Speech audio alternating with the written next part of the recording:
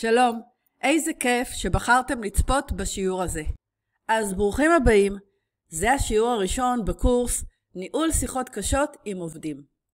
אז אני פולה סיטון, יועצת ארגונית.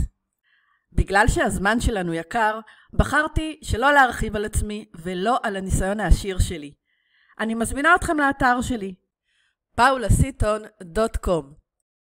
שם תוכלו להכיר אותי יותר טוב, וגם לקרוא על קורסים דיגיטליים נוספים, ועל כל תהליכי ההכשרות והשירותים שאני מציעה, לאנשים באחד על אחד ולארגונים. אחת התובנות שהובילה אותי לבנות קורסים דיגיטליים, היא העובדה שתכנים בנושאים של מיומנויות רכות, מיומנויות ניהול, מועברים לרוב במקומות עבודה.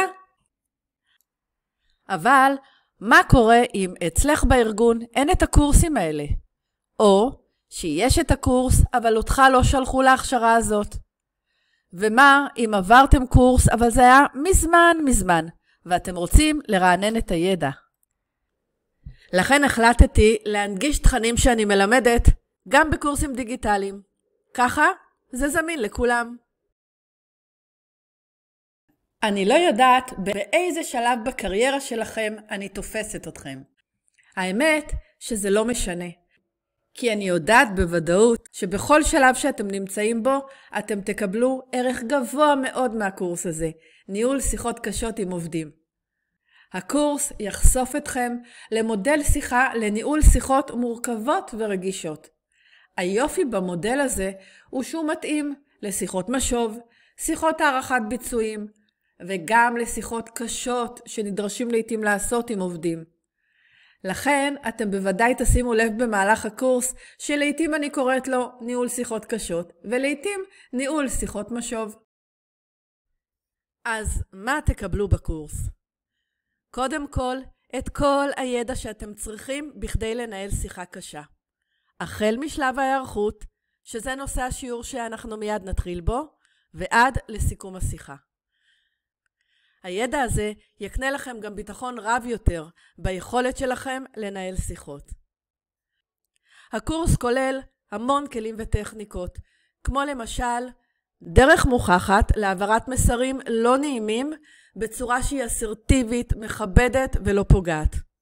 או למשל, איך מתנהלים עם התנגדויות בשיחה, ואנחנו יודעים שתהיינה התנגדויות.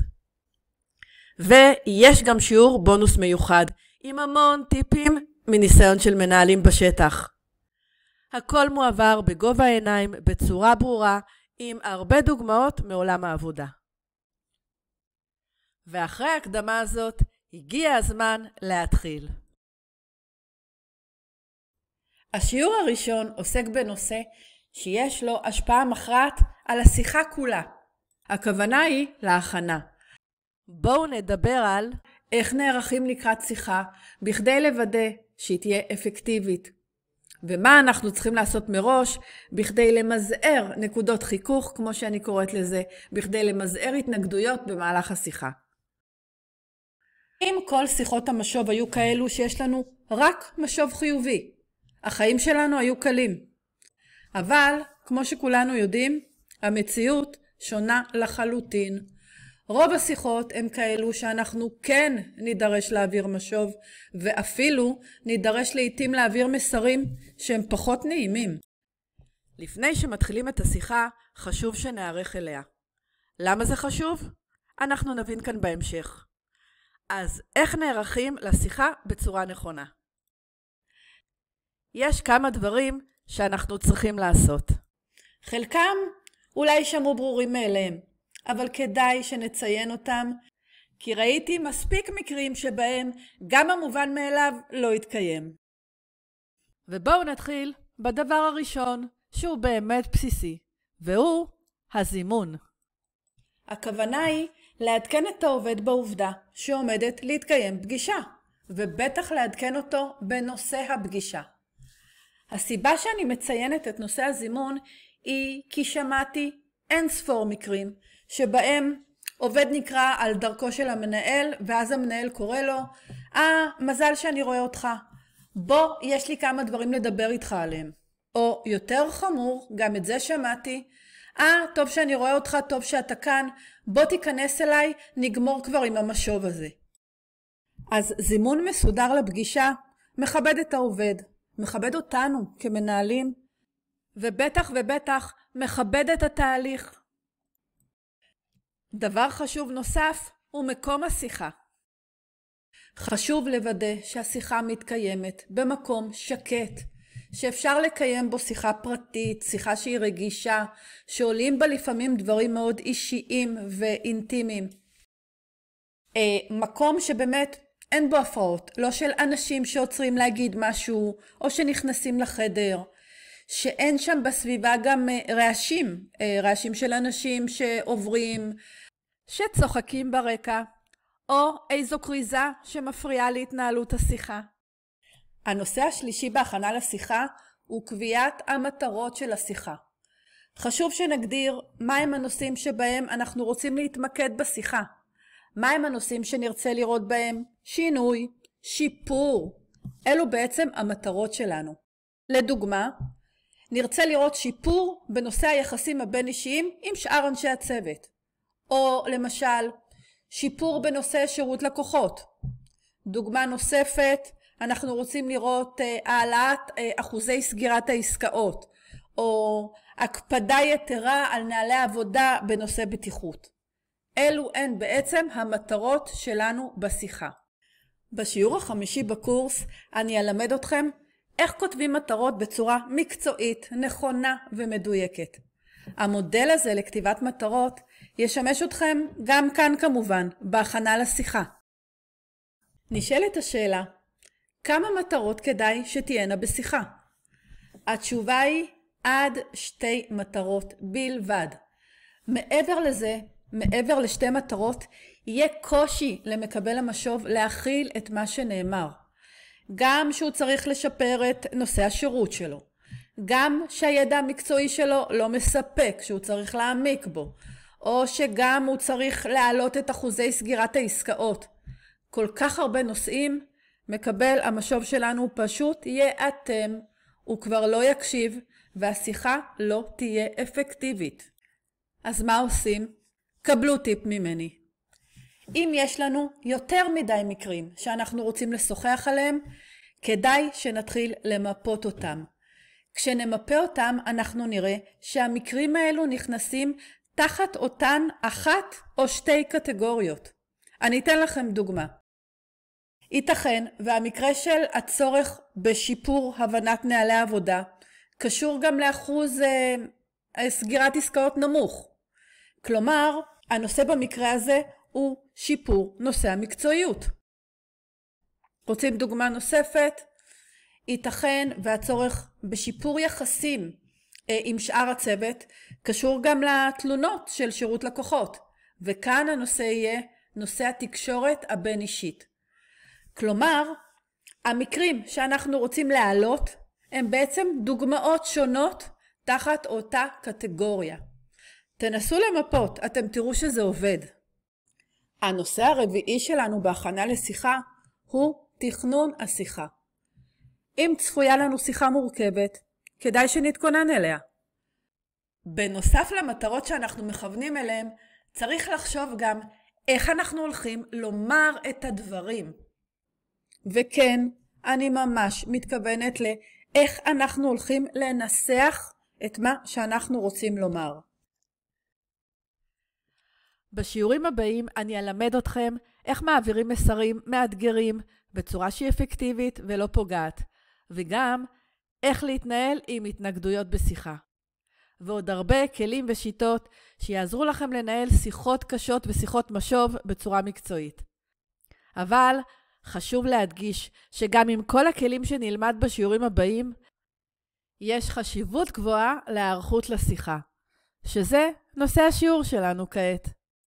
ועוד משהו אחרון בקשר לתכנון השיחה.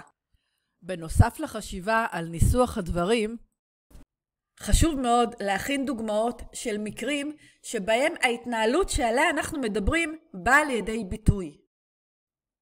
למה זה חשוב? כי דיון עם דוגמאות ומקרים ספציפיים הופך את הדיון לממוקד יותר ולאפקטיבי יותר. אני עוד ארחיב על זה בשיעור הרביעי שלנו בקורס. ודבר אחרון, טיפול בהתנגדויות. אנחנו הרי מכירים את האדם שמולנו. עובדה היא שאנחנו עושים לו את המשוב. אנחנו יכולים לצפות איזה התנגדויות תהיינה, איזה תגובות תהיינה. ואפשר גם לזה להיערך בהתאם. לנושא המרתק והמאתגר של טיפול בהתנגדויות אני אתייחס בשיעור האחרון. סיימנו את ההכנות לשיחה, ועכשיו אנחנו מגיעים לשיחה עצמה. השיחה בנויה מ4 שלבים, והיא נמצאת על מטריצה עם 2 צירים כפי שאתם יכולים לראות. יש לנו ציר מכוונות אנשים, ויש לנו את הציר השני שהוא מכוונות משימה. ויש לנו כאן חץ שמראה לנו מה יהיה סדר השלבים בשיחה. יש לנו כאן 4 שלבים. מה כל שלב אומר? מה הרציונל שלו? איך אנחנו הולכים לעשות את זה? את כל זה אני אלמד אתכם בשיעורים הבאים. אתם הולכים לקבל בקורס הזה הרבה מאוד כלים. ברור שלגבי איך מנהלים שיחת משוב, איך מנהלים שיחה קשה עם עובד, והרבה מאוד כלים וטכניקות שקשורים לנושא התקשורת הבין אישית, שיכולים לשמש אתכם, כפי שאמרתי בהתחלה, גם בחיי היומיום. ובזאת סיימנו את השיעור הראשון שלנו, ואני בטוחה שעכשיו אתם יודעים איך להיערך לשיחה, ולמה זה כל כך חשוב. אם רכשתם את הקורס, אתם מוזמנים לעצור כאן את ההקלטה ולעבור לשיעור הבא. אם אתם צופים בשיעור הראשון החינמי, אני מזמינה אתכם להמשיך ולהבין מה אני מלמדת בשיעורים הבאים. בשיעור השני אנחנו נגלה איך אנחנו פותחים את השיחה. במה מתחילים? מה צריך לומר? איך אנחנו מייצרים אווירה נעימה ומאפשרת כבר מההתחלה?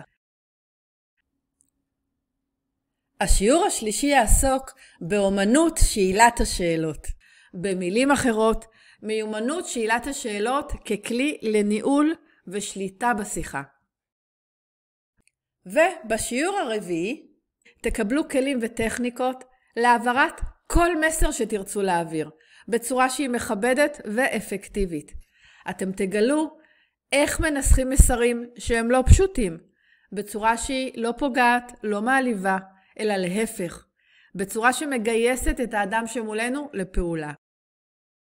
שיעור 5 עוסק בדרך הנכונה לסיים שיחה. איך אנחנו מוודאים שהמסר שלנו אכן הוא עבר? איך אנחנו מייצרים אמצעי בקרה בכדי ליישם את התובנות מהשיחה? הטיות קוגניטיביות שמשפיעות עלינו כאנשים בכלל וכמנהלים בפרט, הם נושא שכל מנהל צריך להכיר, וזה נושא השיעור השישי והאחרון שלנו. אחרון? לא בהכרח. צירפתי לקורס הזה פרק נוסף, פרק בונוס. בפרק הזה אני אשתף אתכם בהמון טיפים, מהניסיון שלי, מהניסיון של מנהלים שליוויתי, מהניסיון של החיים. טיפים שהמודעות אליהם עושה את ההבדל בניהול שיחות קשות. כמו למשל, מה הטעויות שצריך להיזהר מהן? מהם הניואנסים הקטנים שהופכים את השיחה לאפקטיבית? איך מתנהלים עם התנגדויות במהלך השיחה, שזה נושא שמאוד מטריד מנהלים. ועוד ועוד. אהבתם את השיעור? אתם מעוניינים להמשיך לשיעורים הבאים? אני מצרפת לכם כאן למטה את הקישור לרכישת הקורס. אם אתם מעוניינים בשיחת ייעוץ 1 על 1, בכל נושא שקשור לניהול הקריירה שלכם, לניהול צוות, או כל סוגיה שקשורה בעבודה, אני מזמינה אתכם ליצור איתי קשר. תודה שצפיתם, ושיהיה לכם בהצלחה.